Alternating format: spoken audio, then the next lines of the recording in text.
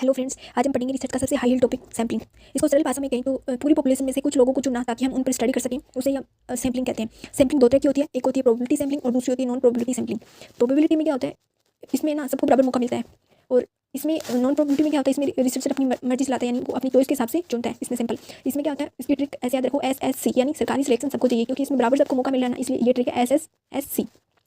S से simple random sampling, S से stratified sampling, S से सिस्टमेटिक सैम्पलिंग और सी से क्लस्टर सैम्पलिंग। सिंपल रैंडम में क्या होता है, जैसे लॉटरी मेथड होती है ना, वैसे जैसे क्लास की 50 बच्चों के नाम पर्ची में डाले और उनको फिर उनमें से 5 लोगों को चुन लिया, यानी सबको बराबर मौका मिला और इसमें कोई भेदभाव भी नहीं हुआ। स्ट्रेटिफाइड की बात करें तो जैसे क्लास में ना गर्ल्स और बॉयज़ को ना ग्रुप बनाए, उनमें से फिर अलग अलग ग्रुप बनाए, गर्ल्स को अलग कर दिया, बॉयज़ को अलग कर दिया, उनमें से फिर ग्रुप में से बराबर छात्रों को उन जो आपने उसमें जो स्टेटा बनाया, जो टुकड़े करे उनमें से फिर सैंपल ले लेना बराबर, ठीक है। सिस्टमेटिक की बात करें तो सिस्टमेटिक में क्या होता है, जैसे ना लाइन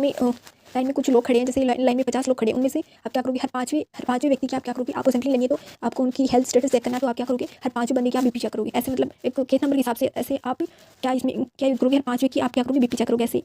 इसमें होता है सिस्टमेटिक में एक सिस्टम से, ठीक है। क्लस्टर की बात करें, जैसे क्लस्टर का मतलब होता है गुच्छा, यानी एक पेशेंट नहीं चुनोगे आप, उसमें एक को चेक नहीं करोगे, आपने मतलब आपको सैंपल लेना तो आप क्या करोगे, आपने सीधा एक ICU या फिर इमरजेंसी का पूरा वार्ड ही रिसर्च के लिए आपने चुन लिया, ऐसे क्लस्टर।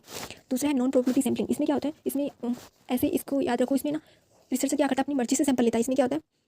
अपनी मर्जी चलाता है रिसर्चर, अपनी चॉइस के हिसाब से सैंपल लेता है। जैसे ट्रिक CPSQ याद कैसे रखोगे, चलो पूछो सबसे क्वेश्चन, कैसे चलो पूछो सबसे क्वेश्चन, यानी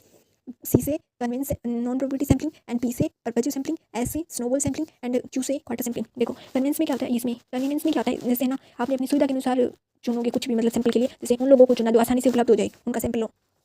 और जैसे ना आपको क्या करना है, आपको बुजुर्गों की हेल्थ चेक करनी है, आप अपने किसी गांव की एक स्पेशल बुजुर्गों की हेल्थ चेक करनी है, तो आप क्या करोगे, मतलब पास में आपके जो भी मंदिर होगा वहाँ पे उनकी सीढ़ी पे बैठ के आप उनका सैंपल मतलब बीपी चेक करोगे, सबकी हेल्थ स्टेटस जान पाओगे, यानी अपनी सुविधा के अनुसार आपने क्या किया, सैंपल लिया, ऐसे इसको बोलेंगे कन्वीनियंस। और दूसरा इसमें पर्पज में क्या होता है, जैसे ना आपने सोच समझ के आप चुनोगे, जैसे आप ना एक्सपर्ट का जानबूझ के आप क्या करोगे, सोच समझ कर आप एक्सपर्ट को सैंपल लोगे। जैसे रिसर्चर को सिर्फ OT एक्सपर्ट ही चाहिए, तो वो क्या करेगा, उन OT एक्सपर्ट का ही वो क्या करेगा, सैंपल लेगा, उनको ही सैंपल के लिए चुनेगा। एंड तीसरा है इसमें स्नोबॉल मतलब जैसे ना HIV पेशेंट होता है ना, तो HIV पेशेंट, जैसे आपको एक HIV पेशेंट मिला, फिर आपने उससे सैंपल लिया, उससे पूछताछ करी, फिर उसने मतलब वो किसी मिलता जुलता है, ऐसे उसका